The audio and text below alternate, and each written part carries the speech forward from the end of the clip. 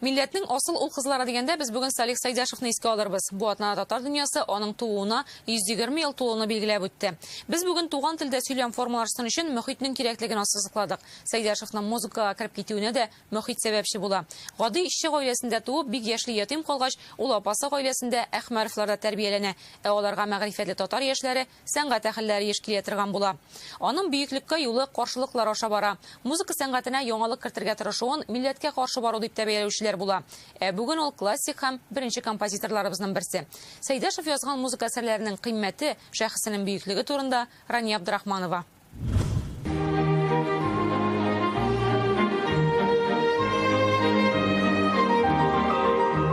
Халык күңеленең мәгърур моңы әверелеп кеше сынына Казан урамнары буйлап йөргән, уйчан гына йөргән, тын гына. Горький урамындагы бу бакча Салих Сайдашевның әле яңа җырлар килеп йөргәнен хәтерли. Салих Сайдашев пәрдә артында гына калмый, сәхнәгә дә менә Тинчурин театрында аның истәлегенә Гөләндәм туташ хатирәсен сәхнәләштергәннәр иде. Ул бик теге әйтәләр бит.